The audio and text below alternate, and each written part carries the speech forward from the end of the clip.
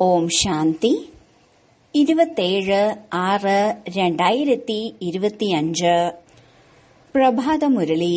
മധുരമായ കുട്ടികളെ, നിങ്ങളുടെ സമയം വളരെ അമൂല്യമാണ്.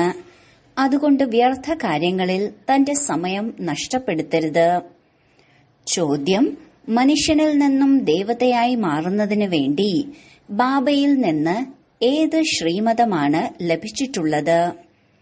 ഉത്തരം: കുട്ടികളെ, നിങ്ങൾ മനുഷ്യനിൽ നിന്നും ദേവതയായി മാറുകയാണെന്നതിനാൽ യാതൊരു ആസുരീയ സ്വഭാവവും ഉണ്ടാകരുത്. 2. ആരോടും ക്രോധിക്കരുത്. 3. ആർക്കും ദുഃഖം നൽകരുത്. 4. യാതൊരു വ്യർത്ഥ കാര്യവും കാതിലൂടെ കേൾക്കരുത്. ബാബയുടെ ശ്രീമതമാണ് മോശമായത് കേൾക്കരുത്. ഓം ശാന്തി. നിങ്ങൾ കുട്ടികളുടെ ഇരിപ്പ് വളരെ ലളിതമാണ്. എവിടെ വേണമെങ്കിലും ഇരിക്കാം. കാട്ടിലോ പർവ്വതത്തിനു മുകളിലോ വീട്ടിലോ കുടിലിലോ എവിടെ വേണമെങ്കിലും ഇരിക്കാൻ കഴിയുന്നു. അങ്ങനെ ഇരിക്കുന്നതിലൂടെ നിങ്ങൾ കുട്ടികൾക്ക് സ്ഥാനക്കയറ്റം ലഭിക്കുന്നു. നിങ്ങൾ കുട്ടികൾക്കറിയാം, ഇപ്പോൾ നമ്മൾ മനുഷ്യർ ഭാവിയിലെ ദേവതയായി മാറിക്കൊണ്ടിരിക്കുകയാണ്. നമ്മൾ മുള്ളിൽ നിന്നും പുഷ്പമായി മാറിക്കൊണ്ടിരിക്കുകയാണ്. ബാബ തോട്ടം ഉടമസ്ഥനാണ്, ഉദ്യാന പാലകനുമാണ്. നമ്മൾ ബാബയെ ഓർമ്മിക്കുന്നതിലൂടെയും 84ന്റെ ചക്രം കറക്കുന്നതിലൂടെയും ട്രാൻസ്ഫർ ആയിക്കൊണ്ടിരിക്കുകയാണ്. ഇവിടെ ഇരുന്നാലും എവിടെ ഇരുന്നാലും നിങ്ങൾ ട്രാൻസ്ഫർ ആയി മനുഷ്യനിൽ നിന്നും ദേവതയായി മാറുന്നു. ബുദ്ധിയിൽ ലക്ഷ്യമുണ്ട്. നമ്മൾ ഇതായി മാറിക്കൊണ്ടിരിക്കുകയാണ്.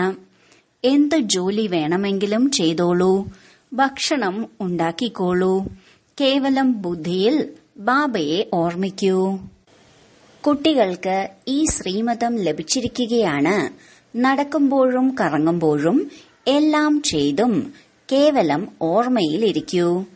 ബാബയെ ഓർമ്മിക്കുന്നത് കൊണ്ട് സമ്പത്തും ഓർമ്മ വരുന്നു. 84ന്റെ ചക്രത്തിന്റെയും ഓർമ്മ വരുന്നു. ഇതിൽ വേറെ എന്ത് ബുദ്ധിമുട്ടാണ് ഉള്ളത്? ഒന്നുമില്ല. നമ്മൾ എപ്പോൾ ദേവതയായി മാറുന്നുവോ അപ്പോൾ യാതൊരു തരത്തിലുമുള്ള ആസുരീയ സ്വഭാവവും ഉണ്ടാകരുത്. ആരോടും ക്രോധിക്കരുത്. ആർക്കും ദുഃഖം കൊടുക്കരുത്. യാതൊരു വ്യർത്ഥ കാര്യവും കാതിലൂടെ കേൾക്കരുത്. കേവലം ബാബയെ ഓർമ്മിക്കൂ. ബാക്കി ലോകത്തിന്റെ അനാവശ്യ കാര്യങ്ങൾ ഒരുപാട് കേട്ടു. പകുതി കൽപ്പമായി ഇതെല്ലാം കേട്ട് കേട്ട് നിങ്ങൾ താഴെ വീണു. ബാബ ഇപ്പോൾ പറയുകയാണ്, ഈ അനാവശ്യ കാര്യങ്ങൾ ചെയ്യരുത്.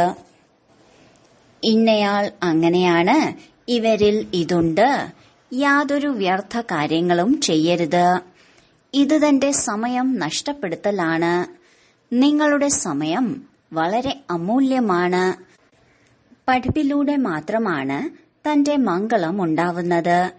ഇതിലൂടെ മാത്രമാണ് പദവി നേടുന്നതും. ആ പഠിപ്പിൽ വളരെയധികം പ്രയത്നിക്കേണ്ടി വരുന്നു. പരീക്ഷ പാസ്സാകാൻ വിദേശത്തേക്ക് പോകുന്നു. നിങ്ങൾക്കാണെങ്കിൽ യാതൊരു ബുദ്ധിമുട്ടും നൽകുന്നില്ല. ബാബ ആത്മാക്കളോട് പറയുകയാണ്, അച്ഛനായ എന്നെ ഓർമ്മിക്കൂ. അടുത്ത് ആളുകൾ ഇരിക്കുന്നുണ്ടാകും. എങ്കിലും ബാബയുടെ ഓർമ്മയിലിരിക്കൂ. ഓർമ്മയിലിരുന്ന് നിങ്ങൾ മുള്ളിൽ നിന്ന് പുഷ്പമായി മാറുന്നു. എത്ര നല്ല യുക്തിയാണ്. അതുകൊണ്ട് ബാബയുടെ ശ്രീമത്തിലൂടെ നടക്കണമല്ലോ. ഓരോരുത്തർക്കും വേറെ വേറെ രോഗമുണ്ടാകുന്നു. അതിനാൽ ഓരോ രോഗത്തിനും സർജൻ ഉണ്ട്. വലിയ വലിയ ആളുകൾക്ക് പ്രത്യേകം സർജൻ ഉണ്ടായിരിക്കുമല്ലോ. നിങ്ങളുടെ സർജൻ ആരാണ്? ഭഗവാൻ. അവർ അവിനാശി സർജനാണ്. പറയുകയാണ്, ഞാൻ നിങ്ങളെ പകുതി കൽപ്പത്തേക്ക് നിരോഗിയാക്കി മാറ്റുന്നു.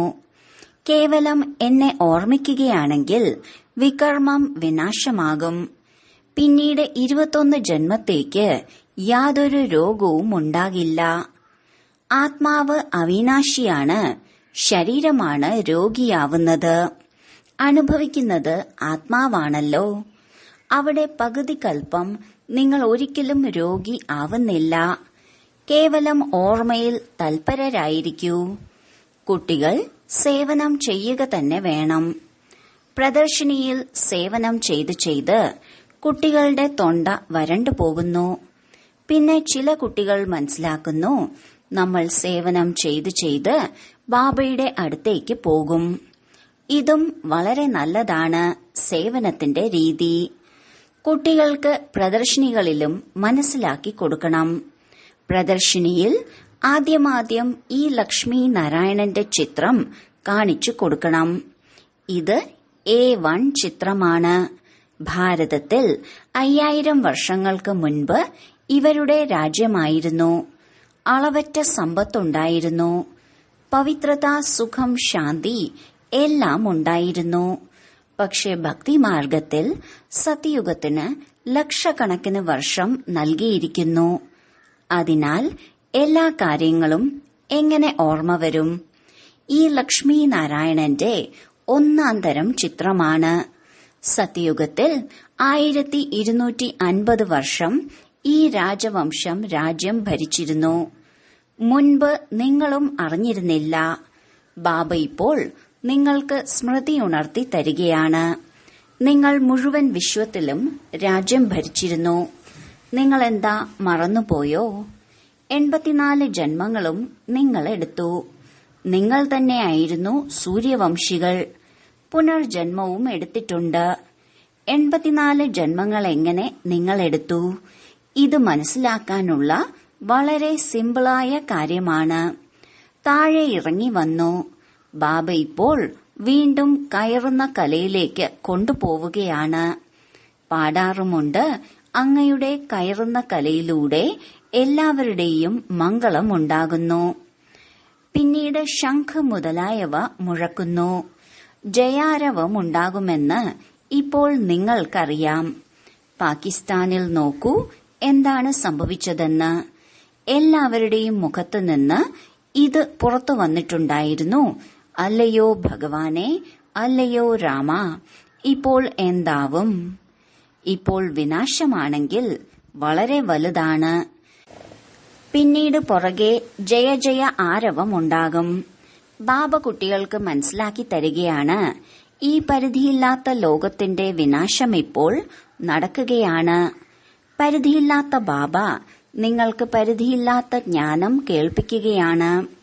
പരിധിയുള്ള കാര്യങ്ങളുടെ ചരിത്രവും ഭൂമിശാസ്ത്രവും കേട്ടുവന്നു.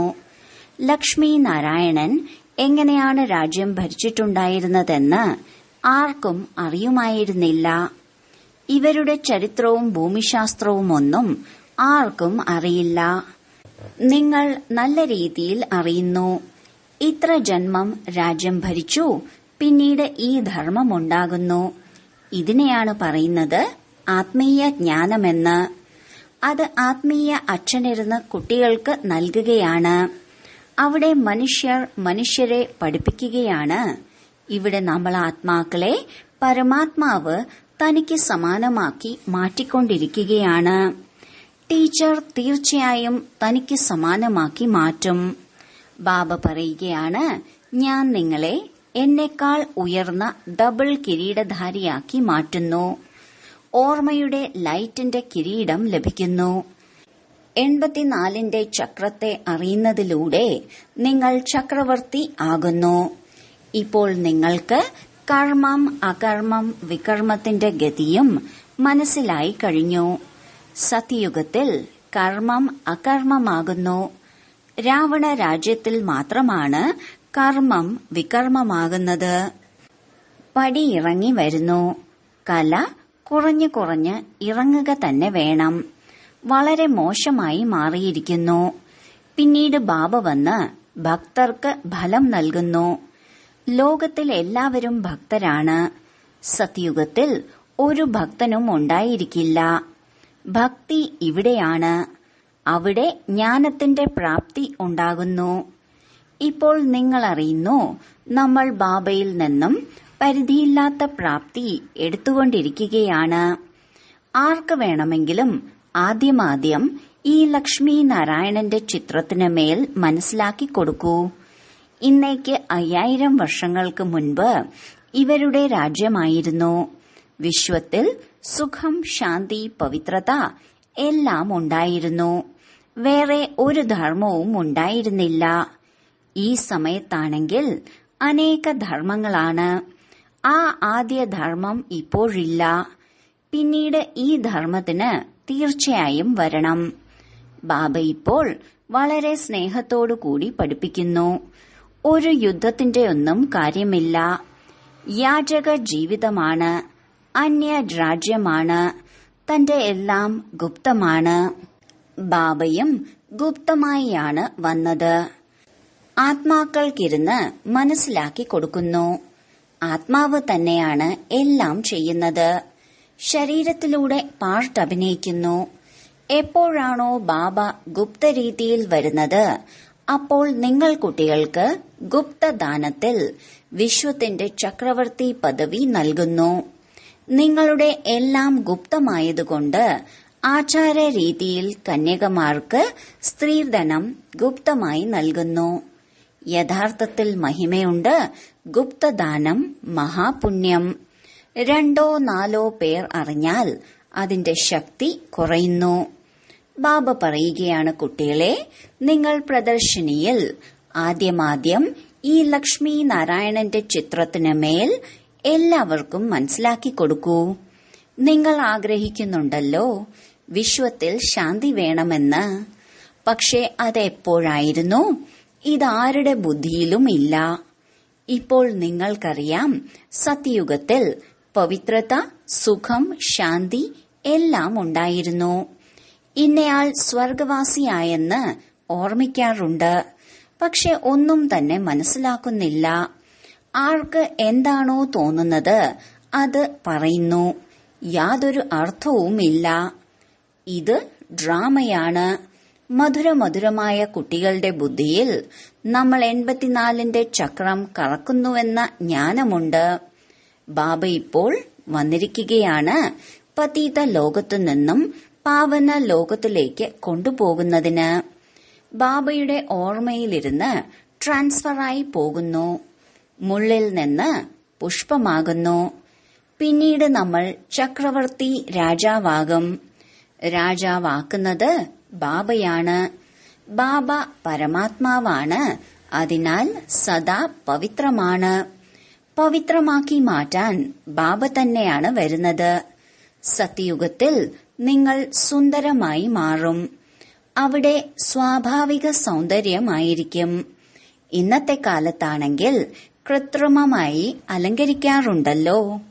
എന്തെല്ലാം ഫാഷനാണ് വന്നിരിക്കുന്നത്. എങ്ങനെയുള്ള വസ്ത്രമാണ് ധരിക്കുന്നത്. മുൻപ് ഒരുപാട് സ്ത്രീകൾ ആരുടെയും ദൃഷ്ടിയിൽ പെടാതിരിക്കാൻ മൂടുപടമിട്ട് ജീവിച്ചിരുന്നു. ഇപ്പോഴാണെങ്കിൽ കുറെ കൂടി തുറന്നു വച്ചിരിക്കുകയാണ്. അതിനാൽ അവിടെ അശുദ്ധി വർദ്ധിച്ചിരിക്കുന്നു. ബാബ പറയുകയാണ്, മോശമായത് കേൾക്കരുത്. രാജാവിൽ പവറുണ്ട്, അതായത് ശക്തിയുണ്ട്. ഈശ്വരാർത്ഥം ദാനം ചെയ്യുകയാണെങ്കിൽ അതിൽ ശക്തിയുണ്ടാകുന്നു. ഇവിടെ ആരിലും ശക്തിയില്ല. ആർക്കെന്ത് തോന്നുന്നുവോ അത് ചെയ്തുകൊണ്ടിരിക്കുന്നു. വളരെ മോശമായ മനുഷ്യരാണ്. നിങ്ങൾ വളരെ സൗഭാഗ്യശാലികളാണ്. നിങ്ങളെ തോണിക്കാരൻ കൈപിടിച്ചിരിക്കുകയാണ്. കൽപ്പകൽപ്പം നിമിത്തമായവർ നിങ്ങൾ തന്നെയാണ്. നിങ്ങൾക്കറിയാം, ആദ്യത്തെ മുഖ്യമായിട്ടുള്ളത് ദേഹാഭിമാനമാണ്. അതിനുശേഷമാണ് എല്ലാ ഭൂതവും വരുന്നത്. പ്രയത്നിക്കണം. സ്വയം ആത്മാവാണെന്ന് മനസ്സിലാക്കി ബാബയെ ഓർമ്മിക്കൂ. ഇതൊരു കടുപ്പമുള്ള മരുന്നൊന്നുമല്ല. കേവലം പറയുന്നു, സ്വയം ആത്മാവാണെന്ന് മനസ്സിലാക്കി ബാബയെ ഓർമ്മിക്കൂ. പിന്നീട് എത്ര വേണമെങ്കിലും ബാബയുടെ ഓർമ്മയിൽ ജോലി ചെയ്യൂ. ഒരിക്കലും ക്ഷീണിക്കില്ല. ഭാരരഹിതമാകും. ഒരുപാട് സഹായം ലഭിക്കുന്നു. നിങ്ങൾ മാസ്റ്റർ സർവശക്തിവാനായി മാറുന്നു. നിങ്ങൾക്കറിയാം, നമ്മൾ വിശ്വത്തിന്റെ അധികാരിയായി മാറിയിരിക്കുന്നു. ബാബയുടെ അടുത്ത് വന്നിരിക്കുകയാണ്, യാതൊരു ബുദ്ധിമുട്ടും നൽകുന്നില്ല. കുട്ടികളോട് കേവലം പറയുന്നു, മോശമായത് കേൾക്കരുത്. ആരാണോ സേവാധാരി കുട്ടികൾ, അവരുടെ മുഖത്തു നിന്നും സദാ ജ്ഞാനരത്നങ്ങൾ മാത്രമേ പുറത്തുവരൂ. ജ്ഞാനത്തിന്റെ കാര്യമല്ലാതെ വേറെ ഒരു കാര്യവും മുഖത്തുനിന്ന് വരാൻ സാധിക്കില്ല. നിങ്ങൾ വെറുതെ പരദൂഷണം പോലുള്ള കാര്യങ്ങൾ ഒരിക്കലും കേൾക്കരുത്. സേവനം ചെയ്യുന്നവരുടെ മുഖത്തു നിന്നും സദാ ജ്ഞാനരത്നങ്ങൾ മാത്രമേ വരികയുള്ളൂ. ജ്ഞാനത്തിന്റെ കാര്യമല്ലാതെ ബാക്കിയെല്ലാം കല്ലെറിയലാണ്. കല്ലെറിയുന്നില്ല എങ്കിൽ ജ്ഞാനരത്നങ്ങൾ നൽകുന്നു. ഒന്നുകിൽ കല്ലെറിയും, അല്ലെങ്കിൽ ജ്ഞാനരത്നങ്ങൾ നൽകും. അതിന്റെ മൂല്യം നിർണയിക്കാൻ സാധിക്കില്ല. ബാബ വന്ന് നിങ്ങൾക്ക് ജ്ഞാനരത്നങ്ങൾ നൽകുന്നു. കുട്ടികൾക്കറിയാം, ബാബ വളരെ വളരെ മധുരമാണ്. പകുതി കൽപ്പമായി പാടി വരികയാണ്. അങ്ങ് തന്നെയാണ് മാതാവും പിതാവും. പക്ഷെ ഒന്നും തന്നെ മനസ്സിലാക്കിയിരുന്നില്ല. തത്തയെപ്പോലെ കേവലം പാടിയിരുന്നു. നിങ്ങൾ കുട്ടികൾക്ക് വളരെയധികം സന്തോഷമുണ്ടായിരിക്കും. ബാബ നമുക്ക് പരിധിയില്ലാത്ത സമ്പത്ത്, വിശ്വത്തിന്റെ ചക്രവർത്തി പദവി നൽകുന്നു. 5000 വർഷങ്ങൾക്ക് മുൻപ് നമ്മൾ വിശ്വത്തിന്റെ അധികാരി ആയിരുന്നു. ഇപ്പോൾ അല്ല, വീണ്ടും ആവും. ശിവബാബ ബ്രഹ്മാവിലൂടെ സമ്പത്ത് നൽകുന്നു. ബ്രാഹ്മണ കുലം വേണമല്ലോ. ഭാഗീരഥമെന്ന് പറയുന്നതിലൂടെയൊന്നും അറിയാൻ കഴിയില്ല. അതുകൊണ്ട് ബ്രഹ്മാവും പിന്നെ ബ്രഹ്മാവിന്റെ ബ്രാഹ്മണ കുലവും. ബ്രഹ്മാവിന്റെ ശരീരത്തിൽ പ്രവേശിക്കുന്നത് കൊണ്ട് അദ്ദേഹത്തെ ഭാഗീരഥമെന്ന് പറയുന്നു. ബ്രഹ്മാവിന്റെ കുട്ടികൾ ബ്രാഹ്മണരാണ്. കുടുംബ ബ്രാഹ്മണനാണ്.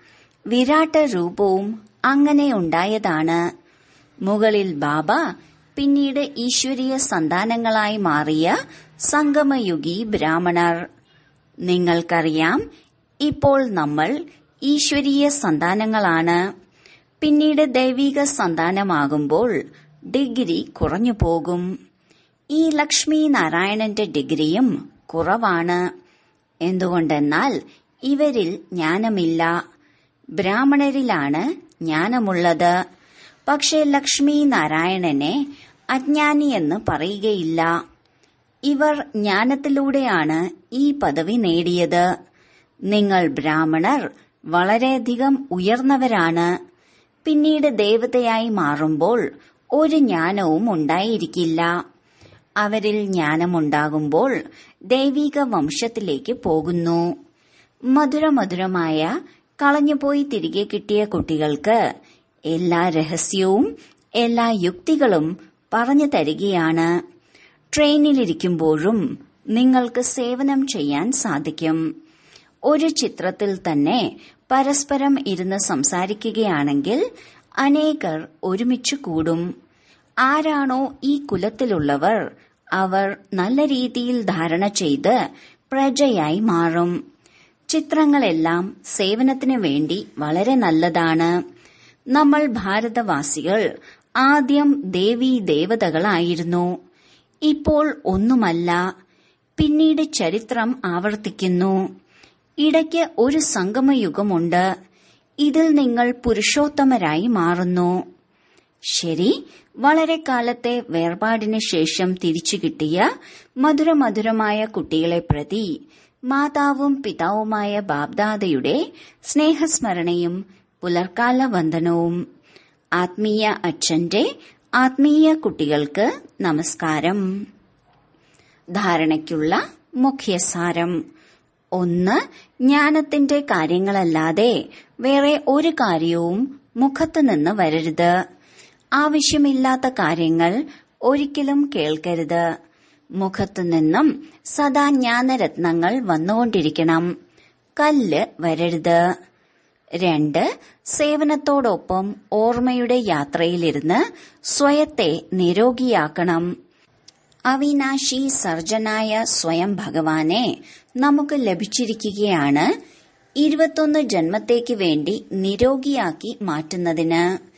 ഈ ലഹരിയിലും സന്തോഷത്തിലും ഇരിക്കണം. വരദാനം: ഓരോ കർമ്മത്തിലും അച്ഛനെ ഫോളോ ചെയ്ത് സ്നേഹത്തിനുള്ള മറുപടി കൊടുക്കുന്ന തീവ്ര പുരുഷാർത്ഥിയായി ഭവിക്കട്ടെ. ആരോട് സ്നേഹമുണ്ടോ അവരെ സ്വതവേ ഫോളോ ചെയ്യേണ്ടതുണ്ട്. സദാ ഓർമ്മയുണ്ടായിരിക്കണം, ഈ ചെയ്തുകൊണ്ടിരിക്കുന്ന കർമ്മം അച്ഛനെ ഫോളോ ചെയ്യലാണോ?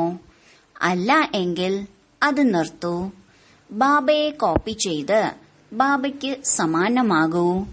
കോപ്പി അടിക്കുന്നതിന് വേണ്ടി കാർബൺ പേപ്പർ വെക്കുന്നത് പോലെ ശ്രദ്ധയാകുന്ന പേപ്പർ വയ്ക്കൂ.